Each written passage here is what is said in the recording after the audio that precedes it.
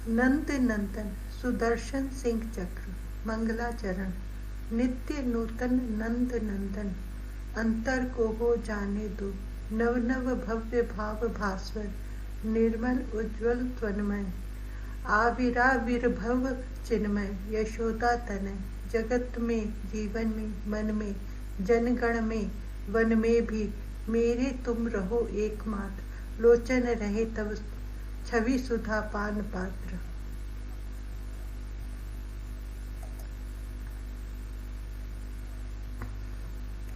नंद नंदन सुदर्शन सिंह चक्र अपनी बात। मेरे एक मित्र कहते तुम इस अंत में लिखे जाने वाले अंश को सबसे पहले ही लिख लेते हो।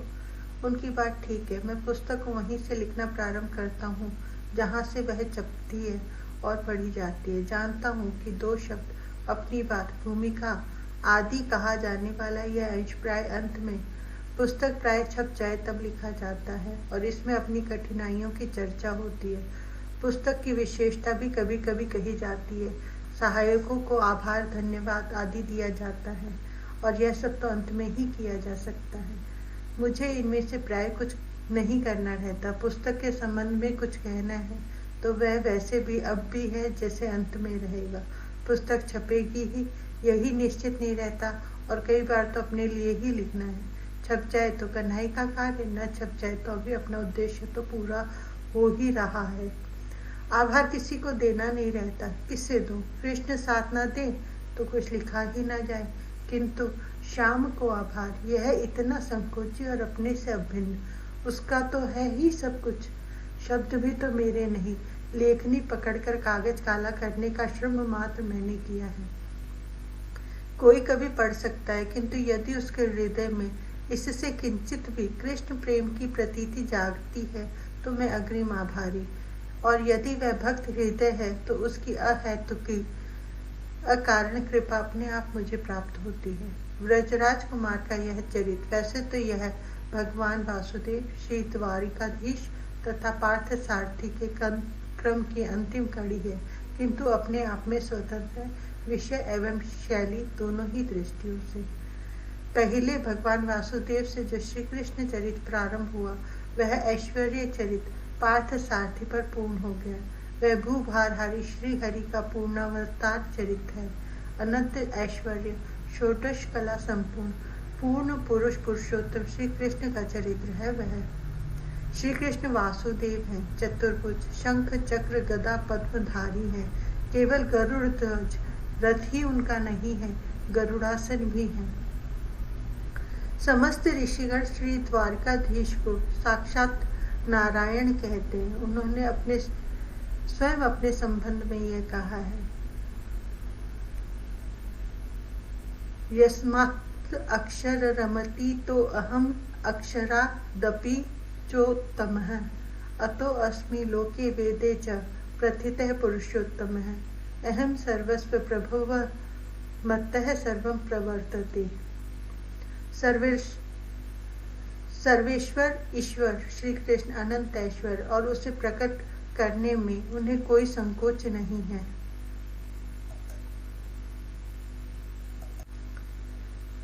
नंद नंदन सुदर्शन सिंह चक्र अपनी बात। इससे सर्वथा भिन्न स्थिति है ब्रज की और श्री ब्रजराज कुमार की। ब्रज में उन्होंने किसी असुर को मारने के लिए लाठी तक तो उठाई नहीं। ब्रज में ही नहीं, ब्रजपति जब तक मथुरा में रहे तब तक भी और प्रभास में सिद्धपुर में भी ब्रजवासियों के सम्मुख श्री कृष्ण सदा द्विभुज है। ब्रज में ऐश्वर्य है, अनंत ऐश्वर्य है।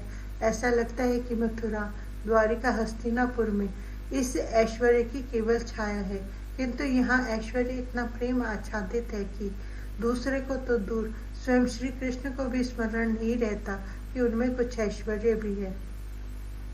इसलिए यह नंद नंदन अपने आप में परिपूर्ण सर्वथा स्वतंत्र ही है। ऐसा कहने में मुझे कोई संकोच नहीं है। यह श्री कृष्ण का ब्रज चरित्र माधुर्य चरित्र है। इसमें माधुर्य से ऐश्वर्य सर्वथा आच्छादित है। ऐसा आच्छादित कि सामने दिखता हुआ भी उस पर दृष्टि नहीं जाती। इसमें श्री ब्रजेंद्र नंदन अपना है, सर्वथा अपना और अतिशय सुकुमार, अत्यंत भोला, परम भावमय है।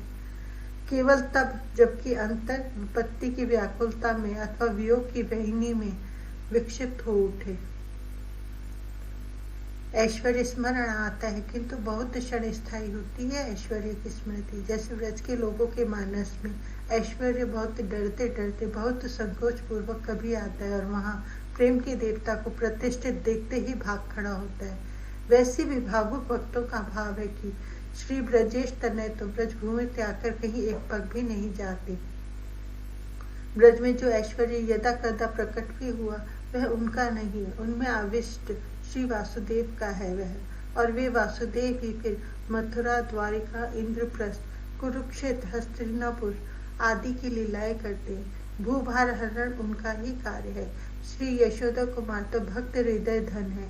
वे केवल प्रेम परिपूत प्राणों को सनात करने के लिए कभी कदाचित अपने नित्य चिन्मय लीला का आविर्भाव करते हैं।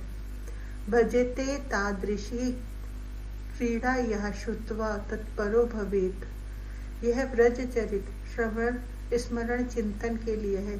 यह न अनुकरणीय है, न उपदेश है और न कहीं आदर्श की स्थापना। यह तो मानस में आवे तो वह प्राणी माया के मोह जाल से निर्मुक्त हो जाए। यह ध्येय ज्ञेय चिंतनीय है, इसलिए इस खंड को पृथक ही रखना मुझे अच्छा लगा और अंत में भी रखना, क्योंकि धर्म, योग, ज्ञान का परिपाक, परम फल नंद नंदन का अनुराग, ऐश्वर्य के चिंतन से पवित्र हृदय में इस लीला का आविर्भाव संभव है।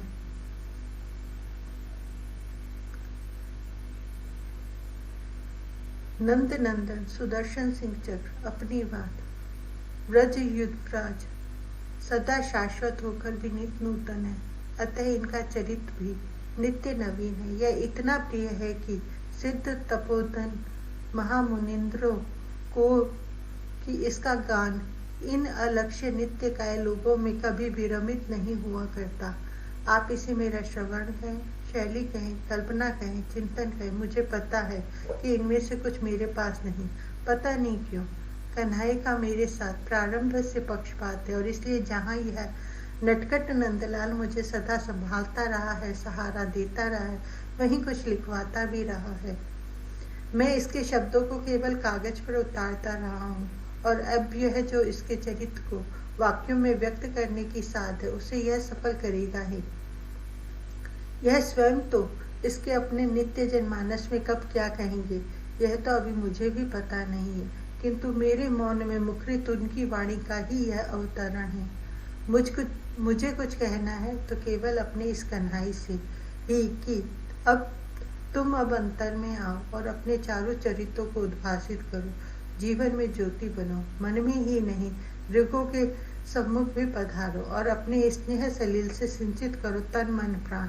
ब्रजराज कुमार अपने सहज भोलेपन से कहो, ओ हाँ, अभी यदि सौभाग्य से इसके पाठक भी हैं तो आप श्याम से तादात्म्य मानकर ओम कहें या मेरी प्रार्थना में स्वत्व समझकर इसे दोहरावे। दोनों में आप स्वाधीन। सुदर्शन सिंह, हरिद्वार, पुरुषोत्तम मासी, कृष्ण द्वादशी, संवत 1931 विक्रम।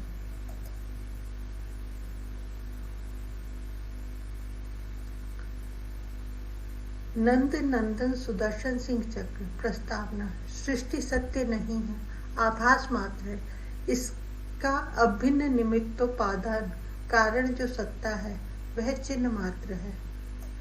वह अद्वैय सत्ता निराकार, निर्विकार, निर्धर्मक, निर्विशेष, निर्गुण है, अतः निष्प्रयोजन है, क्योंकि प्रयोजन सदा व्यक्ति का होता है। उस अद्वैय सत्ता में व्यक्त अव्यक्त दोनों कल्पित हैं, अतः व्यक्ति भी उसमें स्वप्नवस्त ही भासते हैं। वह सत्ता न किसी का प्रयोजन है, न उसका कोई प्रयोजन है, और न उससे किसी के प्रयोजन की पूर्ति होती, क्योंकि उसमें दूसरा है ही नहीं। श्रुति, शास्त्र और संतों की समस्त वाणी सब प्रयोजन है।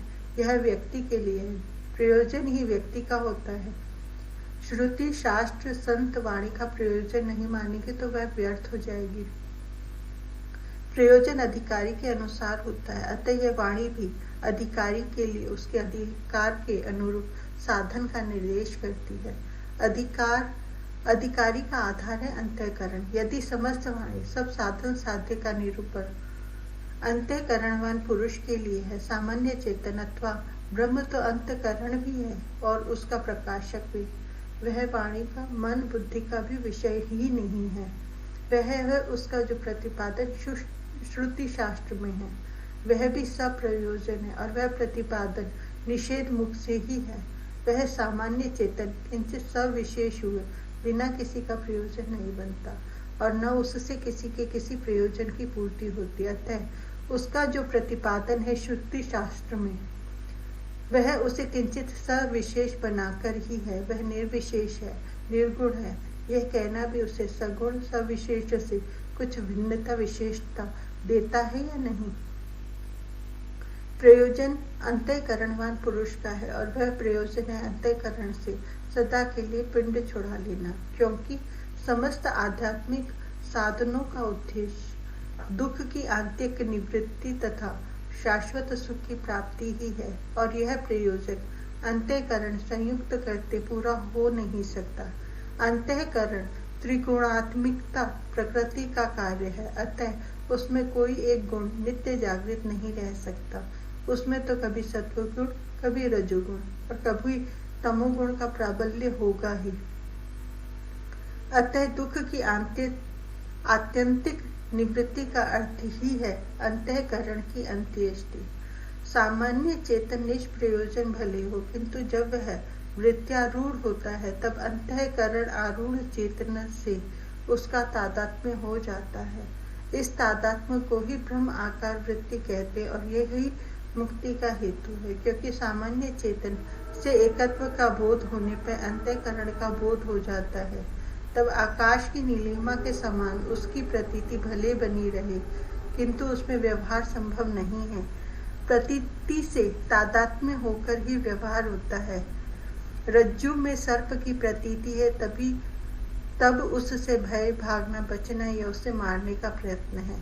उसकी प्रतीति भले सर्पाकार बनी रहे, वह रज्जु है, यह जानते ही उसके साथ सर्पवत व्यवहार समाप्त हो जाता है। नंद नंदन सुदर्शन सिंह चक्र प्रस्तावना। वृत्त्या आरूढ़ सामान्य चेतन व्यवहार का निवर्तक है। एक बार एक क्षण के लिए ही रज्जु के ठीक स्वरूप का बोध हो जाने पर उसको बार बार देखना आवश्यक नहीं रहता और न उसके साथ सर्प का व्यवहार ही रह जाता है। ऐसा ही अंतःकरण का बोध हो जाने पर उसके साथ व्यवहार नहीं रह जाता और अंतःकरण बिना चेतन के तादात्म्य के कोई वस्तु नहीं है कि वह स्वयं सक्रिय रहेगा। जैसे गगन की नीलिमा स्वयं कुछ कर नहीं सकती। शरीर की अत्यंत सामान्य आवश्यक क्रिया भी अंतःकरण के साथ किंचित तादात्म्य होने से ही होती है। इसलिए सप्तम भूमिका में उनकी भी निवृत्ति मानते हैं। यह असंभव है कि अंतःकरण का बोध भी हो जाए और वह राग द्वेष आदि सबको लिए सक्रिय भी रहे। अतः जहाँ कहीं भी ऐसा होता है, अद्वैत तत्व बोध का केवल बौद्धिक विलास है और वह किसी को मुक्त नहीं करता, क्योंकि सामान्य चेतन में बंधन था ही नहीं और जिसमें बंधन था वह अंतःकरण से तादात्म्य तोड़कर बंधन मुक्त हुआ नहीं। तादात्म्य टूट गया होता तो आभास मत अंतःकरण में सक्रियता समाप्त हो जाती। यह चेतन का वृत्ति आरूढ़ होना क्या है? यह एक कल्पित स्थिति है। जैसे स्वप्न का रूप स्वप्न की ही औषधि से मिटता है, वैसे ही सृष्टि की कल्पना के कारण जो अंतःकरण की कल्पना करके उससे कल्पित रूप से तादात्म्य आपन्न हो गया है, वह उस कल्पित अंतःकरण की कल्पित वृत्ति में कल्पित ब्रह्म की कल्पना करके इस तादात्म्य से मुक्त होता है। ब्रह्म कल्पना का विषय कभी बनता ही नहीं, अतः वृत्ति में आया ब्रह्म कल्पित ही होता है, किंतु यह कल्पित ब्रह्म आकार वृत्ति सकल अनर्थ की निवर्तिका है। श्रुति शास्त्र संत वाणी मात्र सब प्रयोजन है। यह प्रयोजन सृष्टि में संसार में है और सब प्राण मानव के लिए शरीरधारी के लिए ही है। इस स्तर पर सृष्टि शरीर संसार इस सबको सत्य मानकर ही साधक को चलना पड़ता है, अन्यथा प्रयोजन पूर्ति के पश्चात तो जैसे शरीर तथा संसार का बोध होता है, शास्त्र का भी बोध हो जाता है। नंद नंदन सुदर्शन सिंह चक्र प्रस्तावना। इस शरीर एवं संसार को सत्य मानकर ही हम अनंत काल से व्यवहार कर रहे हैं। इसी में जन्म मरण है, इसी में सुख दुख है और इसी के सुख दुख जन्म मरण के बंधन से छुटकारे का साधन शास्त्र बतलाते हैं। जब सामान्य चेतन को छोड़ दे तो इस संसार में दो चेतन और स्पष्ट हैं। एक शरीर में अंतःकरण में अभिमान करने वाला जीव चेतन, यही जन्म मरण के बंधन में पड़ा है और यही सुख दुख का भोगता है और इसी का साधन करके मुक्त होना है। कार्य करण कर्तृत्व हेतु प्रकृति रुच्यते पुरुषः सुख दुखा नाम भोक्तृत्व हेतु रुच्यते। पुरुषः प्रकृतिस्थो हि भुंक्ते प्रकृति जान गुणा कारणं गुण संज्ञो अस्य सदसद्यो निजन्मसु उपद्रष्टान मनता च भर्ता भोक्ता महेश्वर परमात्मेति चाप्युक्तो देह अस्मिन् पुरुषः परः। इस सृष्टि का संचालक एक चेतन है। वह सृष्टि में व्यापक रहता भी इससे परे है और इस शरीर में अंतःकरण में ही वह अंतर्यामी रूप से स्थित है। वह महेश्वर उपद्रष्टा है, अनुमंता है, वस्तुतः वही भर्ता और भोक्ता भी है। वह अंतर्यामी अंतःकरण में होकर भी केवल उपद्रष्टा है। वह अंतःकरण का मुख्य दृष्टा नहीं है और अंतःकरण में तादात्म्य आपन होकर कर्ता भी नहीं बना है। कर्ता तो है प्रकृति। अंतःकरण और बहिकरण दोनों प्रकृति के कार्य हैं। अतः इंद्रियों से या मन से जो कुछ होता है सब कार्य प्रकृति के गुणों से ही होता है।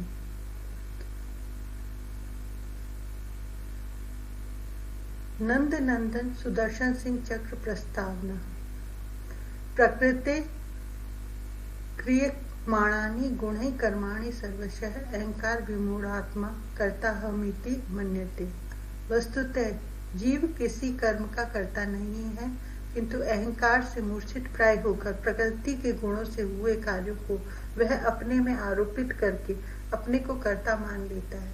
यह मान लेने के कारण ही कर्म के शुभ अशुभ फल का वह भोक्ता बन जाता है।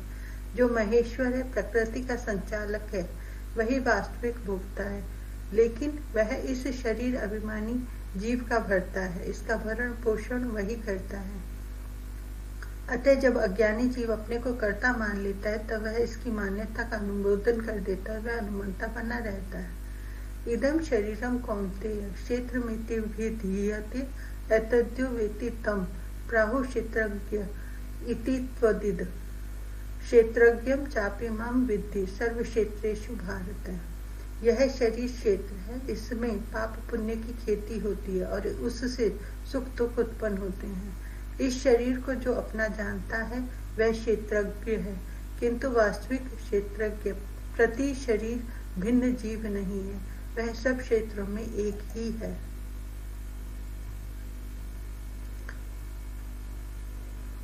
नंद नंदन सुदर्शन सिंह चक्र प्रस्तावना।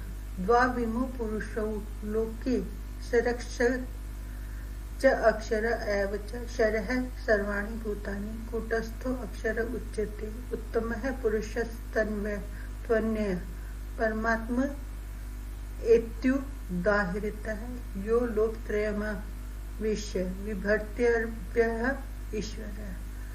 इस संसार में दृश्य प्रपंच में दो पुरुष है, एक क्षर विनाशी, यह सब प्राणी पदार्थ है। परिवर्तनशील संपूर्ण पंचभूतात्मक सृष्टि क्षर है।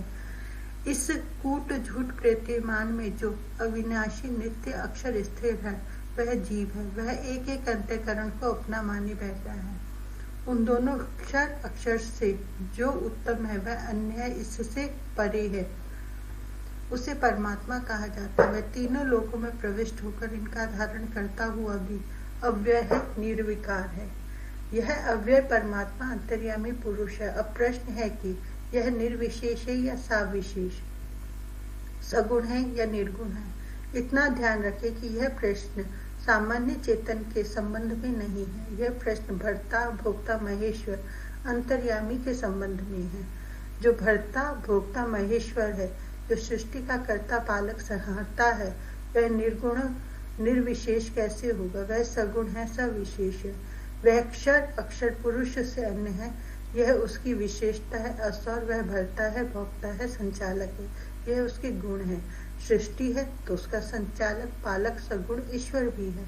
जैसे शरीर है तो शरीर अभिमानी जीव भी है, वह अंतर्यामी ईश्वर भी उपद्रष्टा, अनुमंता, तटस्थ ही है। अंतरात्मा की प्रेरणा आपको होती भी हो तो वो वासनावान मन की प्रेरणा है अथवा सचमुच अंतर्यामी की प्रेरणा है, यह निर्णय कर लेना बहुत ही कठिन है।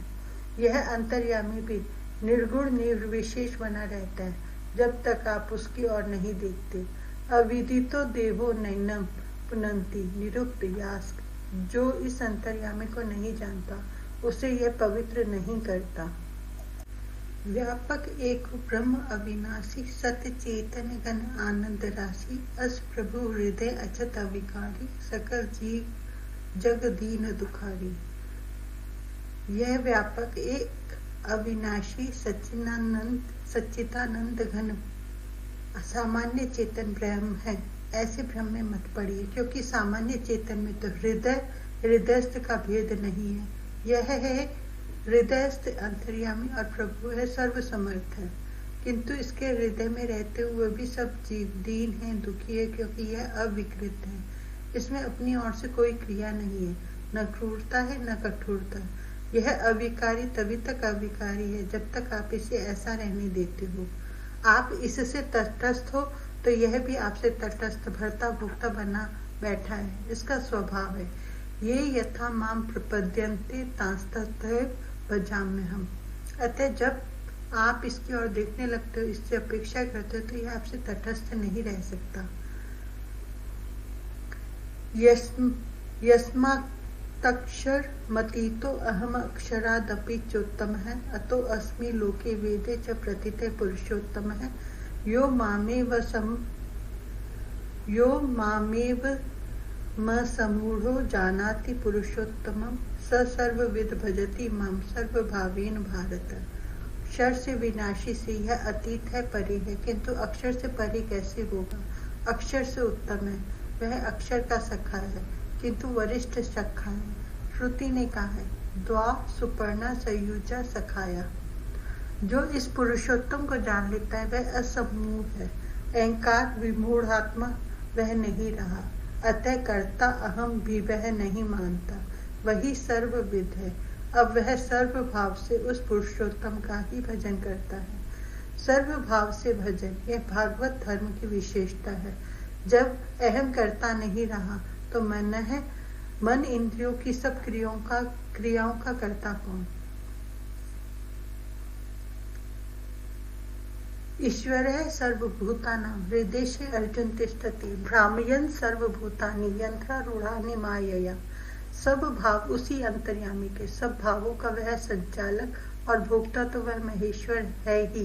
अतः यत् करोषि यदश्नासि यज्जुहासि तदासि यत् पश्यसि कौन्तेय तत्कुरुष्व मदमर्पणम्।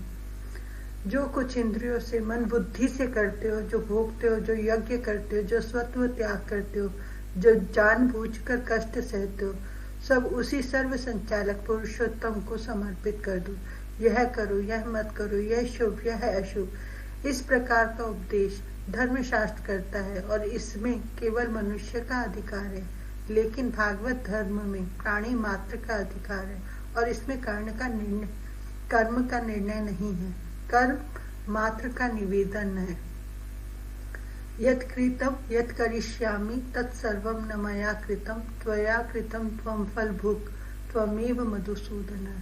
यह जो अंतर्यामी पुरुषोत्तम है, सर्व संचालक, सर्वलोक महेश्वर, यह सर्व समर्थ, निखिल दिव्य गुण धाम, अनंत करुणा वरुणालय, सविशेष सगुण, इसके संकल्प से सृष्टि कोटि कोटि ब्रह्मांड मूर्त होते हैं और अपने संकल्प से यह साकार नहीं हो सकता।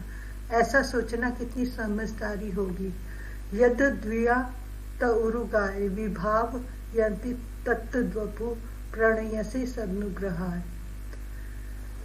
जिस भाव को आप समर्पित करते हो उसको वह स्वीकार करके आपके लिए वैसा ही बन जाता है। यह तो बना हुआ कल्पित रूप हुआ। एक वेदांती परिचित ने कहा, मैंने उनसे कहा, हानि क्या है? कल्पित ब्रह्माकार वृत्ति बनने पर जो कुछ होता है, कल्पित सगुण साकार के भी अंतःकरण में आने पर वही हो सकता है। कम से कम इतना तो आपको स्वीकार करना ही चाहिए। जैसे शरीर पृथ्वी, जल, अग्नि, वायु और आकाश से बना है, तो इन पर ही आश्रित है, इनसे ही पोषण पाता है। इनमें से एक को भी छोड़कर शरीर नहीं रह सकता। ऐसे ही अंतःकरण में स्थित जीव ईश्वर का अंश है या नहीं, तब ईश्वर आश्रित रहे बिना और कोई उपाय है उसके लिए? उसकी कोई स्वतंत्र शक्ति सामर्थ्य है? यह स्वतंत्र शक्ति सामर्थ्य मानकर ही अपने में तो वह कर्ता स्मृति निबद्धते की अवस्था को प्राप्त हुआ। अतः साधन चाहे कोई भी हो, सब में ही ईश्वर की अनुकंपा अनिवार्य रूप से अपेक्षित मानी गई है। सब में चरम स्थिति का साधन साध्य नहीं माना जाता। यह साधक मात्र, पर भले उनका साधन कुछ भी हो, अनुकंपा करने वाला जो अंतर्यामी पुरुषोत्तम है, वही प्राणों का प्राण, आत्मा की आत्मा अवतीर्ण होता है, इस धरा पर अपने को अभिव्यक्त करता है।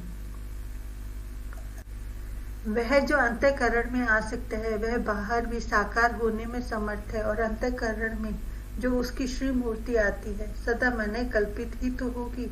जिसने भी देखा हो, शास्त्र के उस वर्णन के आधार पर हम कल्पना ही तो करेंगे, किंतु कृष्ण की यह कल्पना सामान्य नहीं होती।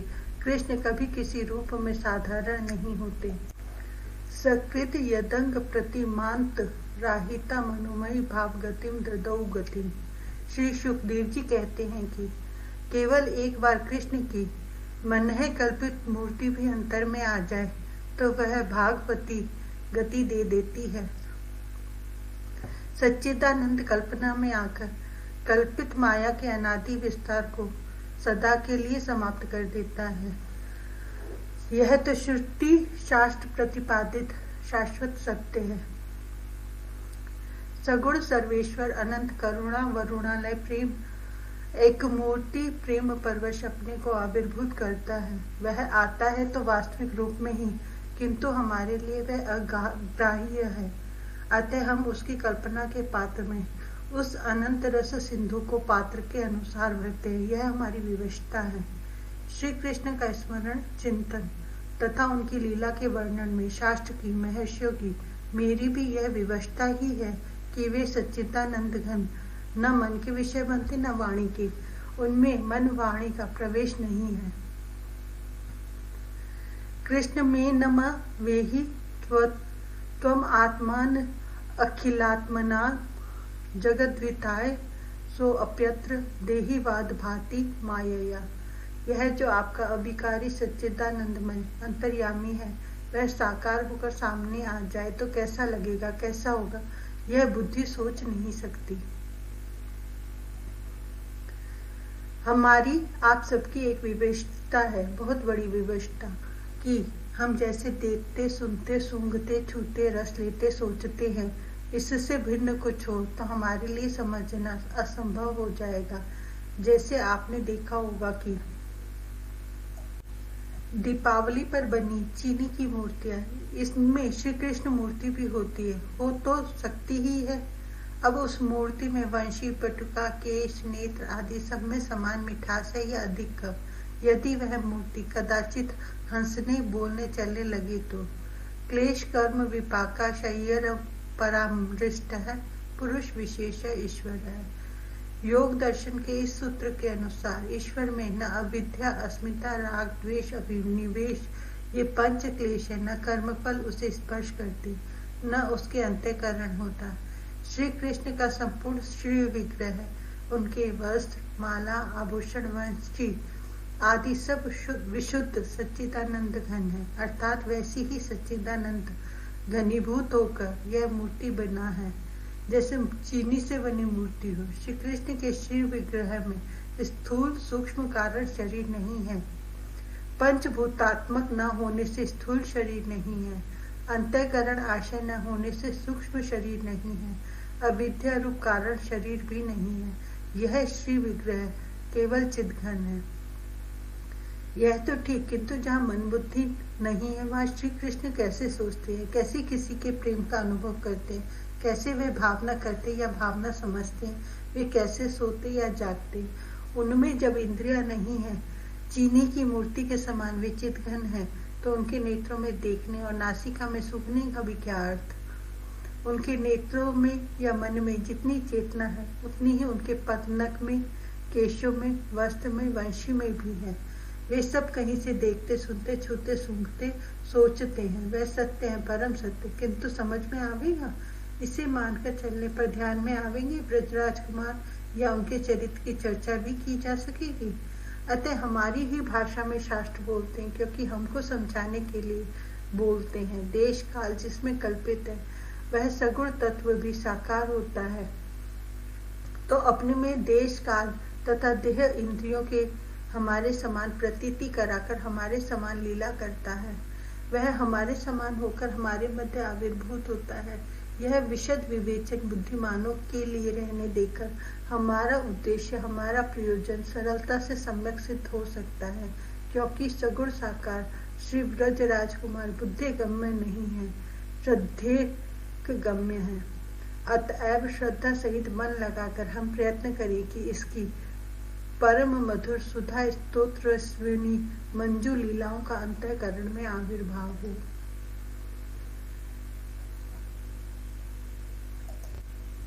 नंद नंदन सुदर्शन सिंह चक्र, महर्षि शांडिल्य, कुल परिचय। सृष्टिकर्ता भगवान ब्रह्मा के मानस पुत्रों में है महर्षि अंगिरा। वे सृष्टा के अंगारो उद्भव अंश स्वयं प्रधान अग्नि है। अतः उनके वंश में उत्पन्न ब्राह्मणों में प्रचंड तेज प्रश्रय पाता रहा है। तप्त ताम्रवर्ण, प्रलंबकाय, विशाल बाहु, अरुणाभ, दीर्घ दृढ़, उन्नत नासिका भार, श्वेत के शमश्रु होने पर भी स्वस्थ सुगठित काय महर्षि शांडिल्य ने स्वयं अपने संबंध में पूछने पर महाराज परीक्षित को सुनाया। भगवान सहस्र शीर्षा अनंत के द्वारा उपदिष्ट सात्वत सहित पांचरात्र गमका में प्रचारक प्रतिष्ठाता हूँ, और चतुर्व्यूहात्मक परम पुरुष पुरुषोत्तम ही मेरे आराध्य हैं। ऊर्ध्व पुंडांकृत भाल, तुलसी कंठमाल, शुभ्र वसन उन वैष्णवों के परम आचार्य ने सुनाया। मुझे अपवित्रता की गंध से अरुचि है। मैंने अपनी तपोभूमि को क्रोश मात्र चतुर्थी पवित्र रखने की नित्य व्यवस्था का विधान किया, तो इंद्र ने इसे अपनी सेवा मानकर सादर स्वीकार कर लिया। हिमगिरी का वह एकांत निर्जन प्रदेश मुझे प्रिय है। मुझे बहुत बुरा लगा कि जब सृष्टिकर्ता ने पौरोहित्य करने को मुझसे कहा। पौरोहित्य भी ब्राह्मणों में तो किसी वेदज्ञ तपस्वी का नहीं, किसी राजा का या सामान्य क्षत्रिय का भी नहीं, गोपों का मैं कदाचित ही कभी क्रोध कर पाता हूँ। भक्ति सूत्र के कर्ता को, पांचरात्र के प्रतिष्ठाता को प्राणी मात्र में अपने आराध्य के दर्शन न हो तो किसे होंगे, किंतु उस दिन मैं अपने शोक को रोक नहीं पा रहा था। सृष्टिकर्ता क्या समझते हैं कि उनको श्राप देने वाला कोई समर्थ ही नहीं है?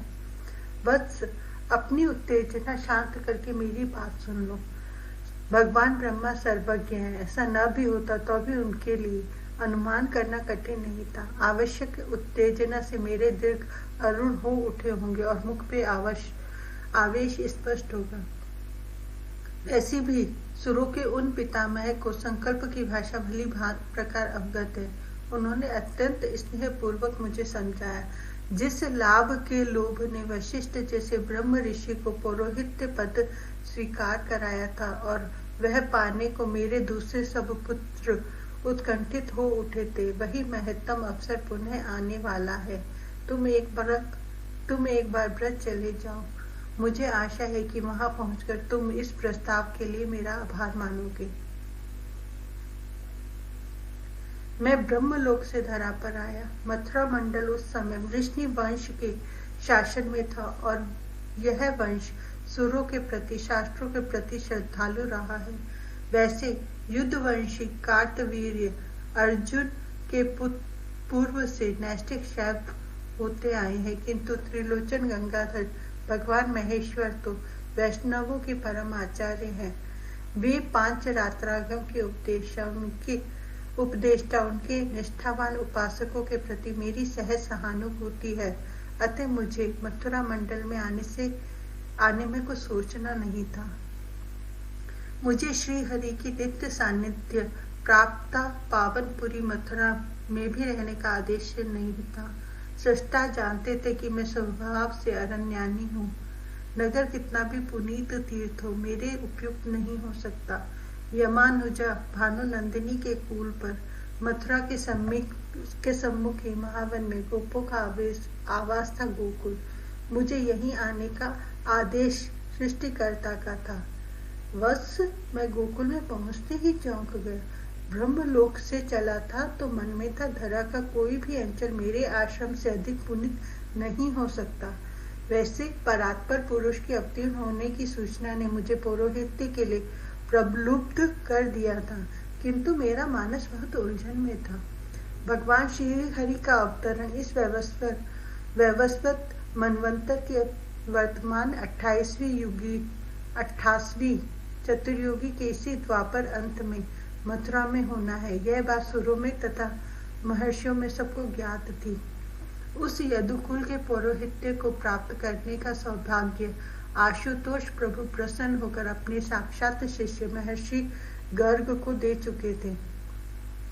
अब प्रजापति ब्रह्मा ने मुझे गोपों के पौरोहित्य का आदेश देकर जो आश्वासन दिया था, उसका क्या अर्थ था, मैं समझ नहीं पाता था।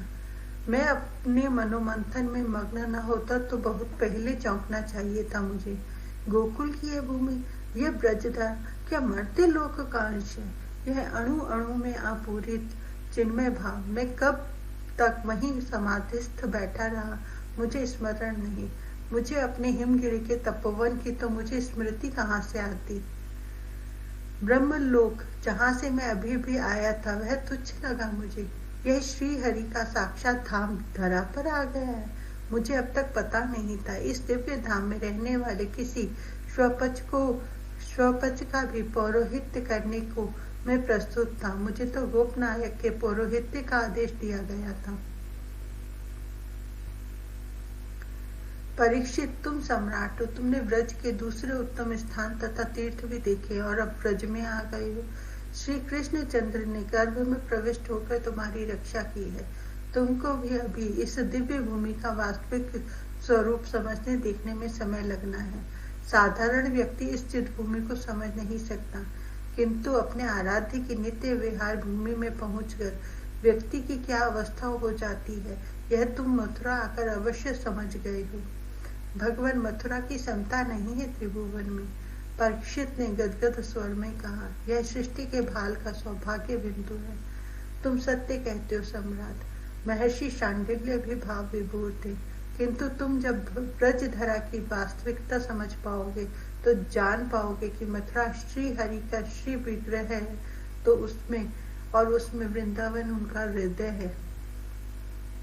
मैं गोकुल के पार्श्व में पहुंच गया था। वहां के तृण, तरु, लताएं, पक्षी, पशु, पिपीलिका तक जहां दृष्टि पड़ती थी, पद वहीं रुक जाते थे। मेरी अवस्था ऐसी थी जैसे कोई किसी दुर्गंधित स्थान का निवासी सहसा पुष्पित सुर कानन में पहुंच जाए और एक एक पल की सुरभि उसे अपने समीप ही खड़े रहने का आग्रह करती प्रतीत हो। मुझे गोकुल में सामान्य बनने में समय लगा। मैंने कई दिन केवल फलाहार किया और यमुना किनारे ध्यानस्थ बैठा रहा। इस दिव्य धरा के किसी भी मानव निवासी तक पहुंचने के लिए आवश्यक था कि मेरा चित्त इस दिव्यता को सहन करके सामान्य व्यवहार में सक्षम हो जाए। मैंने जब अपने को किसी प्रकार व्यवहार के उपयुक्त कर बहिर्मुख कर लिया, गोकुल के गोपावास में पहुंचा। गोप जाति में अनेक सहज स्वाभाविक सद्गुण हैं, यह सब मैं जानता हूँ। यह अत्यंत श्रद्धालु, शूर, सहानुभूतिपूर्ण तथा उदार जाति है। स्नेह तथा सुदृढ़ संगठन इनके रक्त में ही बसता है। गो सेवा ने इनका अंतर्बाह्य परम पवित्र कर रखा है और इस सेवा के श्रम ने सुदृढ़ शरीर, सबल स्वास्थ्य, सहज जीवन का इन्हें प्रसाद प्रदान किया है। वेद, ब्राह्मण, सुर, साधु और गायों के प्रति इतनी श्रद्धा, सम्मान, सेवा, तत्परता मुझे अन्यत्र सुनने को भी नहीं मिली थी। यहाँ का सौंदर्य जैसे स्वर्ग में भी सुदुर्लभ है, वैसे ही यहाँ का निश्चल सहज संबंध पूर्ण व्यवहार भी अन्यत्र अलभ्य है। मुझे देखते ही गोपों ने हाथों का काम छोड़ा और दौड़ पड़े। गोपनायक पर्जन्य ने सम्मुख आकर भूमि में लेटकर परिपात किया, ले जाकर आसन दिया आदर पूर्वक, और सब विधि इस प्रकार पूजन में लग गए कि मैं स्वयं अपने आराध्य की इतनी श्रद्धा, इतनी सावधानी, इतनी विधि से अर्चना यदा कदा ही कर पाता हूँ। प्रत्येक गोप भाग आया था वन में से यह सुनते ही कि गोकुल में कोई ऋषि आए हैं। उन्होंने एक दूसरे को हाथ लगाकर बुला लिया। गोबर सने हाथ शीघ्रता से धोए गए थे। वृद्धा, युवती और बालिकाएं सब गोपियां सिमट आई थी। शिशुओं तक को मेरे चरणों में रखा उन्होंने। सबको मेरे पैरों पर मस्तक रखना था और सब कुछ न कुछ उपहार लेकर आए थे। उसी दिन शांडिल्य को इतनी गाय और विश्रम मिले कि उनकी गणना करना कठिन था। इतने उपहार कि उससे कोई राजप्रसाद भी भर जाए। इतने वस्त्र, कंबल, मृगचम तथा अन्य स्वर्ण की राशि में केवल चेतकृत देखता रह गया। मुझको सबका प्रणिपात स्वीकार करने में ही पर्याप्त अधिक समय लगा। आप सबको प्रसाद वितरण करा दे, मैंने गोपराज पर्जन्य से साग्रह कहा। मैं भला पशुओं का, धन का, अन्न या वस्त्र का क्या करूंगा। महर्षि कण्व अब इतने अधिक गोपों का पौरोहित्य करने में बहुत कठिनाई का अनुभव करते हैं। सभी स्त्री पुरुष हाथ जोड़े खड़े थे। सबके नेत्रों से जो प्रार्थना व्यक्त हो रही थी, गोपनायक के स्वर में वह बोल रही थी। मैं पिता के आदेश से यहाँ आया तो हमारे मथुरा के भी कुल पुरोहित ने अपनी विवशता व्यक्त कर दी। वे मथुरा से यहाँ कैसे आ सकते हैं। मैं तब से ही श्री हरि से नित्य प्रार्थना करता हूँ कि वे हमें पूजा के लिए कोई अपने स्नेह भाजन वेदज्ञ ब्राह्मण प्रदान करें। अब आप स्वयं यहाँ पधारे हैं। हम वनवासी पशुपालकों को पौरोहित्य आप स्वीकार करें। यह प्रार्थना करना बहुत धृष्टता है, किंतु यदि हमें यह सौभाग्य प्राप्त हो जाए, आपके इन सभी पशुओं की सेवा तो हम करेंगे ही, हम सब सदा आपके विनीत दास रहेंगे।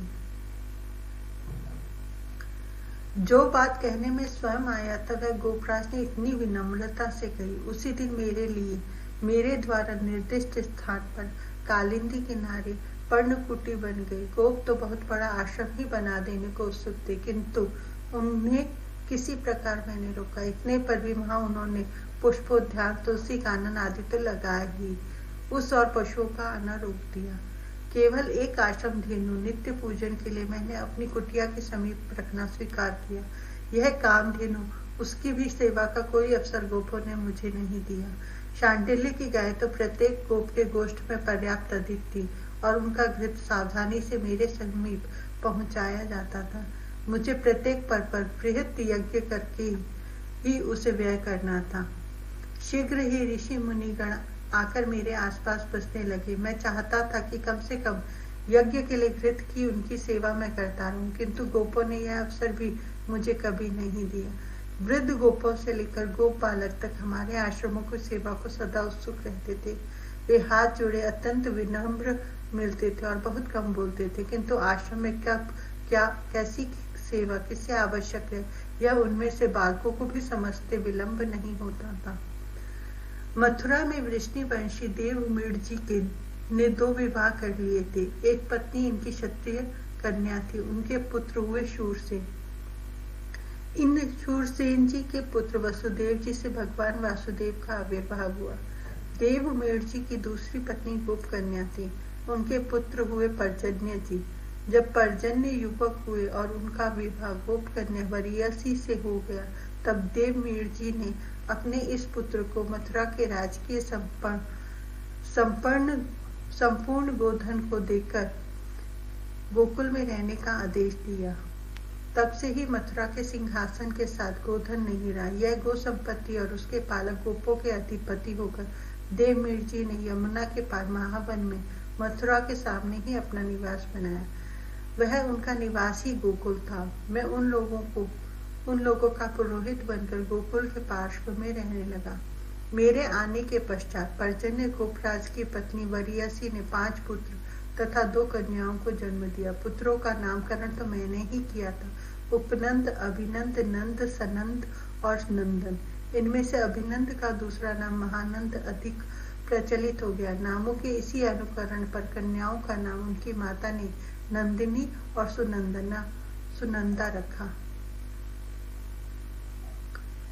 मैं जन्म से एकाकी, अपरिग्रही, वीतरागी रहने वाला, किंतु गोकुल आकर मेरे वैभव की सीमा ही नहीं रह गई। यह दूसरी बात है कि मैंने अपने उटज में कभी स्वर्ण, अन्न आदि रखना स्वीकार नहीं किया, किंतु मुझे प्रत्येक पर्व पर, प्रत्येक संस्कार के समय अपार धन तथा बहुत अधिक गाय प्राप्त होती थी। मेरे समीप के ही नहीं, दूर से आने वाले ब्राह्मण भी मुझ ब्राह्मण से दान नहीं लेना चाहते थे, और लेते भी क्यों?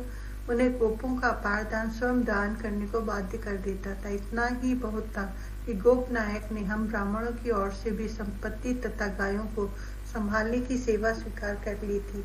हम सदा समुत्सुक रहते थे कि कोई प्रतिग्रहिता प्राप्त हो, और यही गोकुल में दुर्लभ था।